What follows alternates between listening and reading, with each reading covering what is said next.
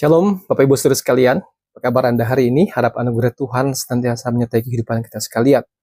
Saudaraku, di episode yang lalu kita sudah bersama-sama bergumul tentang doa Bapa kami, bagian perkataan, berikanlah kami pada hari ini makanan kami yang secukupnya.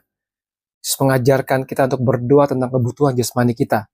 Tanpa khawatir, tanpa takut, tetapi percaya penuh kepada Bapa yang memenuhi kebutuhan kita untuk hari ini. Setelah berbicara mengenai roti, kebutuhan jasmani, Yesus sekarang berbicara mengenai kebutuhan rohani yang paling mendasar, yaitu pengampunan. Ini menarik sekali saudara, karena urutannya adalah roti dulu baru pengampunan. Bukan berarti pengampunan itu kurang penting, tetapi Allah peduli dengan seluruh kehidupan kita, baik jasmani dan rohani. Dan kita akan bersama-sama bergumul dan belajar bagian yang paling sulit dalam doa Bapa kami. Mari kita berdoa terlebih dahulu. Bapa di dalam surga, kami mohon anugerah-Mu pada hari ini ya Tuhan. Sama-sama kembali merenungkan firman Tuhan, memahaminya sungguh-sungguh dan menjadi pelaku firman. Berkatilah waktu ini ya Tuhan, dalam nama Tuhan Yesus kami bersyukur, kami berdoa. Amin. Saudaraku, bagian ini berbicara mengenai pengampunan. Apa sih pengampunan di dalam Alkitab? Dalam bahasa Yunaninya, apiemi. Dasar katanya untuk mengampuni di dalam Matius 6 ayat yang ke-12. Secara harfiah, berarti melepaskan. Mengirim pergi, membiarkan pergi atau menghapus hutang. Ini bukan sekedar melupakan, saudara. Manusia tidak bisa memaksa diri untuk melupakan. Bukan juga sekedar saya tidak sakit lagi atau tidak merasa sakit. Saudara, luka butuh waktu yang lama untuk sembuh.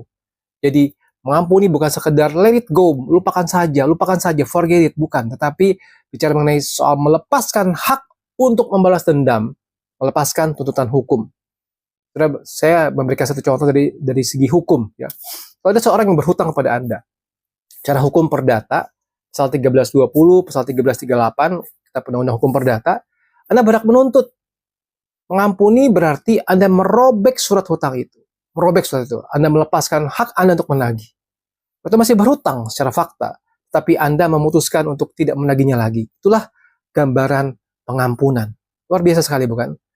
Yesus menggunakan metafor hutang. Dalam Perjanjian Lama, dosa sering digambarkan sebagai hutang. Yesaya 1 ayat 18, baiklah kita berperkara, firman Tuhan. Sekalipun dosamu merah seperti kirmisi, akan menjadi putih seperti salju. Sekalipun berwarna merah seperti kain kesumba, akan menjadi putih seperti bulu domba.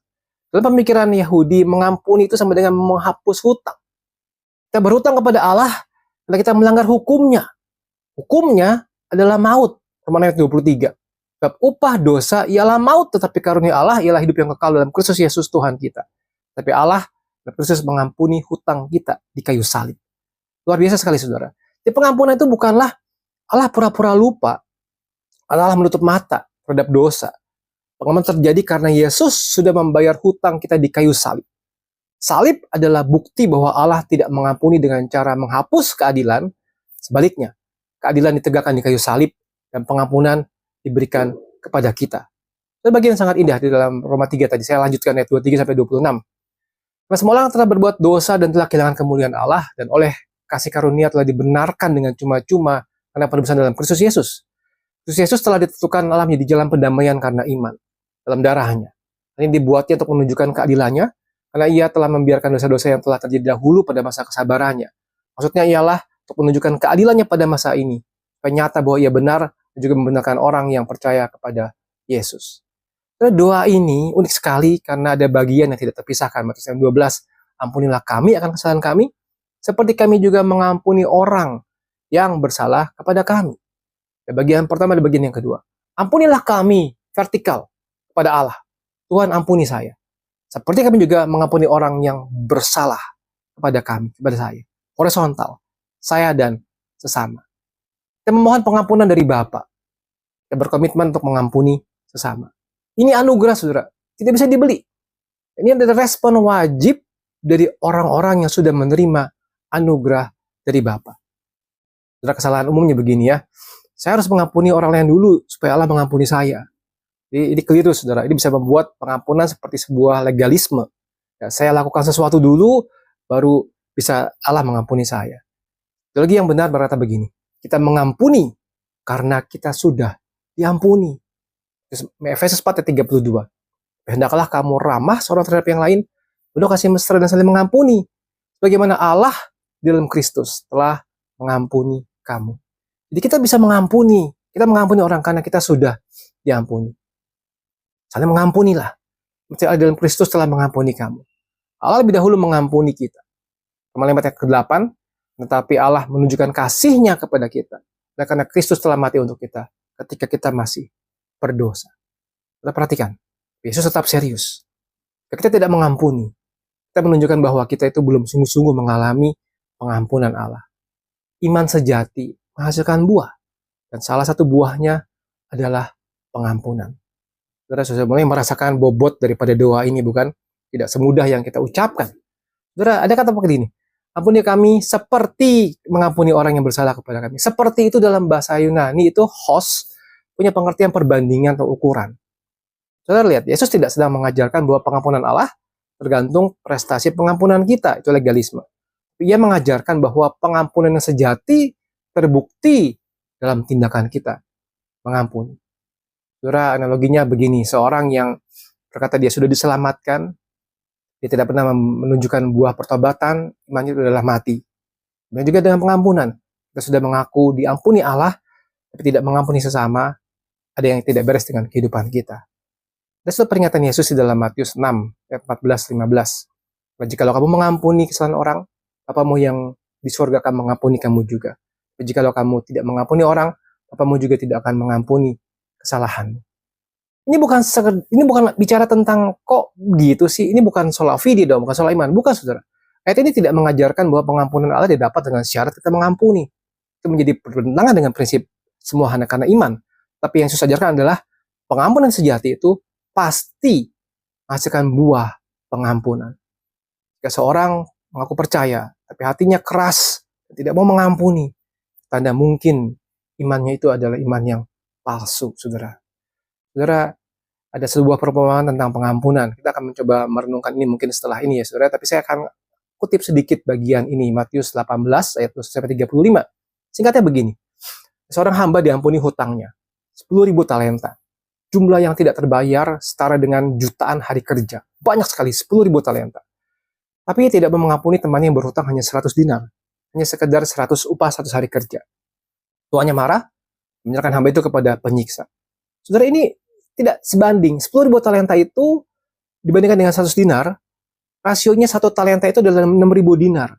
10.000 talenta itu berarti 60 juta dinar, saudara.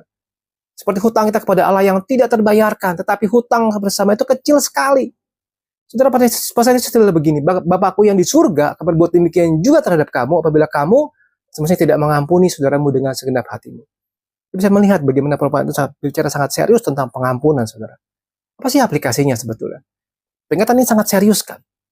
Bukan berarti bahwa kita kehilangan keselamatan setiap kali kita gagal mengampuni, bukan. Tapi jika kita terus-menerus hidup dalam ketidakmauan mengampuni, kita perlu bertanya, apakah saya benar-benar sudah mengalami pengampunan dari Allah? Karena orang yang sudah diampuni secara radikal, dia akan mengampuni juga secara radikal. Saudara, kita bisa melihat ada 3 kesalahpahaman tentang pengampunan dari bagian doa ini sebetulnya. Yang pertama adalah kesalahpahaman kebenaran Alkitab, yaitu mengampuni berarti melupakan. Bukan, saudara. Kita tidak bisa memaksakan diri untuk melupakan.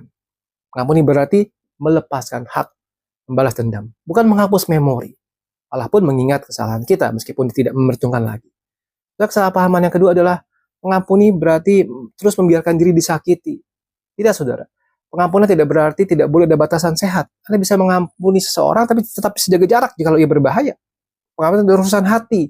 Restorasi hubungan butuh pertobatan dari pihak yang lain juga. Jadi mengampuni tidak berarti terus membiarkan diri menjadi korban atau disakiti. Terus yang ketiga, kesalahpahamannya adalah saya bisa mengampuni nanti setelah dia duluan minta maaf. Terus mengajarkan kita mengampuni seperti Allah mengampuni kita. Allah mengampuni kita ketika kita masih berdosa, bukan ketika kita sempurna. Inisiatif pengampunan datang dari pihak yang terluka, Allah, dan bukan menunggu permintaan maaf. Saudara, mungkin hari ini Anda sedang menyimpan luka dari pasangan, dari anak, orang tua, saudara seiman, teman kerja. Yesus berkata, ampunilah seperti aku mengampuni kamu. Bukan karena mereka layak, saudara. Bukan karena kamu merasa bisa, tetapi karena kamu sudah diampuni. Utang yang jauh lebih besar. Melepaskan itu bukan tanda kelemahan. Itu sebuah tanda Roh Kudus sedang bekerja dalam hatimu. Sebuah pertanyaan refleksi begini. Coba tanya di diri Anda sendiri. Apakah saya berdoa, ampunilah kami ketika mengampuni, itu doa yang dengan sungguh-sungguh? Atau saya hanya mengucapkan tanpa berpikir? Sering diucapkan di dalam doa ibadah setiap minggunya. Apakah ada orang yang tidak bisa saya lepaskan pengampun? Hari ini Yesus memanggil saya, memanggil engkau dan saya, memulai proses pengampunan. Bukan karena mereka layak, tapi karena Dia sudah mengampuni saya. Dan sebagai ringkasan, doa yang kesannya sederhana tetapi sangat sulit sekali. Pengampunan adalah anugerah, bukan prestasi. Dalam Kristus, mengampuni utang dosa kita yang tidak terbayarkan. Pengampunan adalah anugerah, bukan prestasi. Yang kedua, orang yang sungguh-sungguh diampuni akan mengampuni. Pengampunan adalah sebagai buah iman hidup. Bukan syarat untuk mendapatkan pengampunan, tapi bukti bahwa kita sudah menerima pengampunan dan kita mengampuni. Dan yang ketiga, ringkasannya adalah ketidakmampuan mengampuni adalah tanda bahaya rohani. Saya memperingatkan dengan serius, kita tidak mengampuni, Bapa tidak akan mengampuni kita. Ini bukan legalisme, sebuah panggilan untuk kita memeriksa hati. Saudara, apa aplikasi praktis?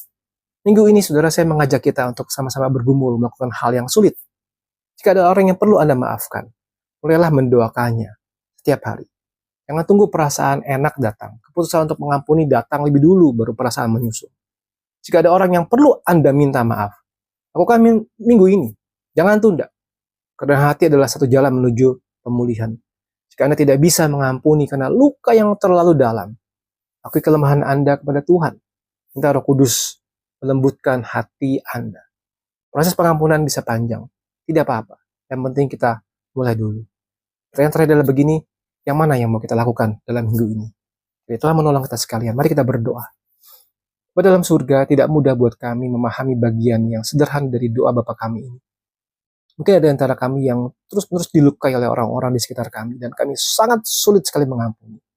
Lewat firman pada hari ini ya Tuhan, kami boleh diingatkan bahwa kami lebih dahulu diampuni oleh Tuhan.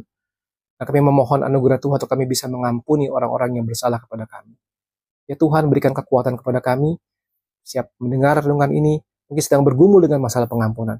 Tuhan menolong kami semua, Tuhan menolong mereka. Agar sungguh-sungguh Roh Kudus memampukan kami untuk bisa menjalankan prinsip firman Tuhan ini. Terima kasih ya Tuhan, dengarkanlah doa dan permohonan kami ini. Dalam nama Tuhan Yesus Kristus, kami bersyukur dan kami berdoa. Amin. Ini Tuhan menolong kita sekalian. Tuhan Yesus memberkati. Amin.